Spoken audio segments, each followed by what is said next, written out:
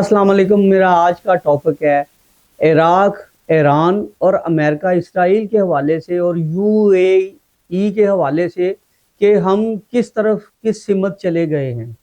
और अमेरिका तो अपने घुटने टेक गया है, लेकिन इसराइल के थ्रू वो जो इकदाम कर रहा है वो मुसलमानों के हक में बिल्कुल ही नहीं है। ये जो एक नया वाक़या आया है कि इराक में एक बद्दू चौराहे ने जो कि भेड़ बकरियां जो है वो चरा रहा था, और उसने कुछ सहरा में देखा कि कुछ लोग घूम फिर रहे हैं। और जब उसने गौर व फिक्र किया, उसके नज़दीक गया, तो उसने देखा कि ये तो फौजी हैं और ये लिबास पहने हुए हैं और यहाँ तो एक पूरी बेस बनी हुई है। तो वो वहाँ से निकला और आके उसने अपनी आर्मी को बताया इराक की कि हमारे मुल्क में ये निज़ाम चल रहा है, तो आप लोग सोए हुए हो, आपको पता नहीं चला। यहाँ एक पूरा सिस्टम लगा हुआ है, पूरा एक वो यहाँ से इराक पे जो है ना, इराक जो है वो यहाँ से इनकी एयरबेस इस्तेमाल अमेरिका करके इसराइल करके ये ईरान पे हमला करने वाला है। और उससे कोई बाइद नहीं कि पहले भी ये वहाँ से उसका त्यारे या कोई डॉन्स वगैरह जो है ना वो उड़ के इराक की तरफ गए हों, ईरान की तरफ गए हैं।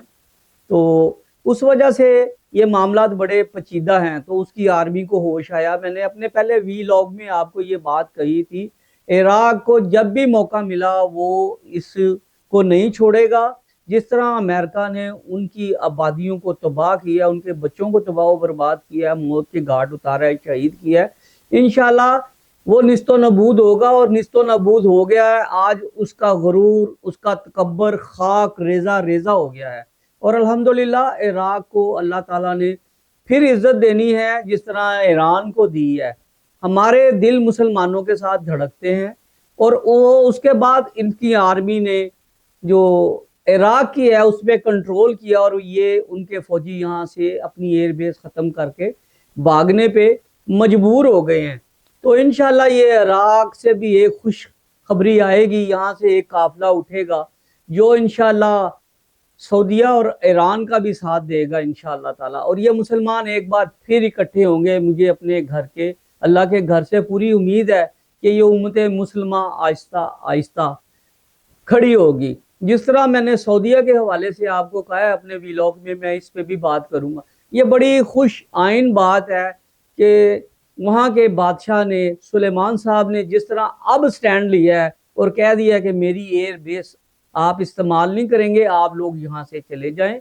और वो ईरान के साथ जाके खड़ा हो गया है। और अल्हम्दुलिल्लाह उसका निज़ाम जो फौजियों का है, उनके जो अड्डे हैं, उनकी जो एयर बेस है, वो इस वक्त पाकिस्तान के कंट्रोल में है। और इंशाल्लाह पाकिस्तान भरपूर तरीके से सऊदीया का साथ देगा। अगर कोई तनहा रह गया तो वो यूएई है। और यूएई इस वक्त याशियों में इस तरह डूबे हुए हैं कि इन्होंने अपनी ही शहजादियां और अपने शहजादे मरवा दिए हैं, कई तो दूसरे मुल्कों में, कई अपने मुल्कों में, जिसका कोई न्यूज़ बाहर नहीं निकलने दी। ये उसका होल्ड है। ये एक चोर और लुटेरा का मुल्क बन गया है जो यूएई है। ये बस दूसरों को कहता है, ये मुसलमान होने के बावजूद ये लम्हा फिक्रिया है कि वो कह रहा है कि अब दूसरे मुल्कों का माल चोरी करके ला के यहाँ फैक्ट्रियां लगाओ, यहाँ पे बिल्डिंगें बनाओ, यहाँ इयाशी के अड्डे खुले हुए हैं। ये दावत देता है बेगैरत के यहाँ आके इयाशी करो। और मुसलमान इसमें डूब के इस तरह मर रहे हैं कि वो भाग भाग के यूएई, सऊदीया से और दूसरे मुल्कों से भाग भाग के ये जो है ना दुबई वगैरह में जाते हैं, सिर्फ जाते हैं ये इयाशियों के लिए। अल्लाह इनको निस्तो नबूद करे, इस यूदो अंसारा का साथ देने वालों को, जिस तरह यूएई कर रहा है। और जिस तरह बड़े अफसोस से कहना पड़ रहा है कि वहाँ के ईरान के मुसलमानों को जिस तरह बुरी तरह बेदर्दी से उनके कारोबारों पे कब्जा करके ये उनको वहाँ से निकाल रहा है। तो ये लम्हा फिक्रिया है कि मुसलमानों को आंखें खोलनी चाहिए। ऐसा ना हो कि इराक जो है, ईरान जो है, ये मिलकर बिल्कुल यूएई को तबाह बर्बाद कर दे। ना इनका बुर्ज खलीफा नजर आए, ना इनकी बिल्डिंगें, ना ही इनके ऑयल फैक्ट्री, टैंकर, कश्तियां, जहाज नजर आए। क्योंकि जब जंग लगती है, घोड़े भागते हैं, वो सबके लिए एक ही रास्ता होता है, जो तेज भागेगा वो आगे निकल जाएगा। और इंशाल्लाह वो वक्त दूर नहीं, ये इसराइल तबाह बर्बाद होगा।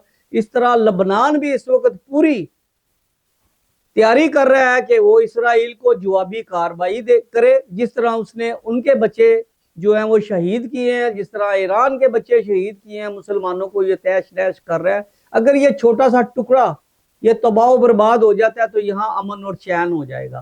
امریکہ کی اتنی جرت نہیں ہے کہ وہ بحرہ عرب سے اپنے جہاز گزار کے آگے لے جا سکے، تو وہ سارے ملکوں کو ملانے کی بھی کوشش کر رہا ہے، لیکن وہ ساتھ اس کے کھڑے ہونے کے لیے تیار نہیں ہے۔